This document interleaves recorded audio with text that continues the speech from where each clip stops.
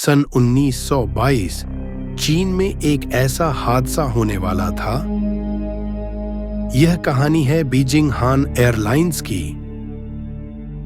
इस उड़ान की पहल वॉरलॉर्ड काओकुन ने की थी।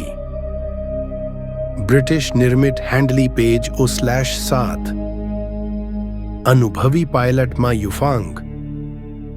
3 दिनों में विमान ने कई शहरों का दौरा किया। भीड़ हवाई अड्डों पर जमा हो रही थी। 31 मार्च की सुबह विमान बीजिंग नानयुआन एयरपोर्ट की ओर बढ़ रहा था।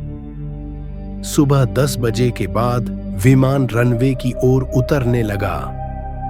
उसका पिछला हिस्सा पेड़ों से टकरा गया।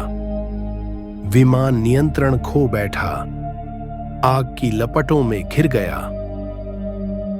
सभी 14 लोग मारे गए।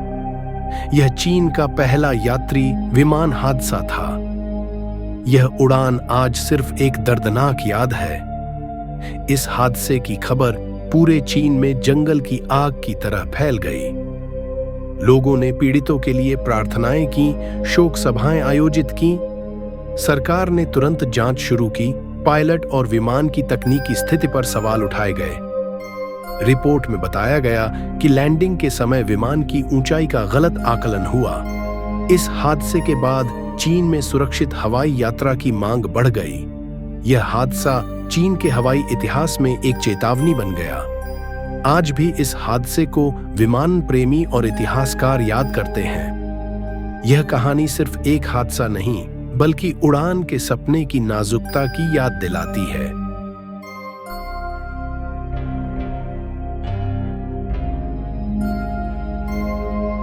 विमान लैंडिंग के लिए नीचे आ रहा था। पायलट मा युफांग ने ऊंचाई को बारीकी से देखना शुरू किया। कैबिन में यात्री खिड़कियों से बाहर झांक रहे थे, बीजिंग का नजारा देख रहे थे।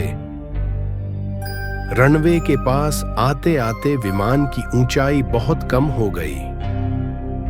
पायलट ने ऊंचाई बढ़ाने की कोशिश की, लेकिन तब तक बहुत देर हो चुकी थी।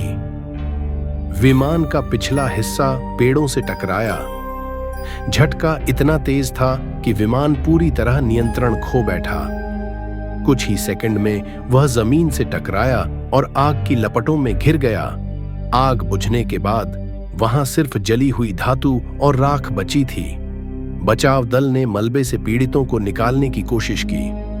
घर लौटे तो हर तरफ आंसू और मातम था।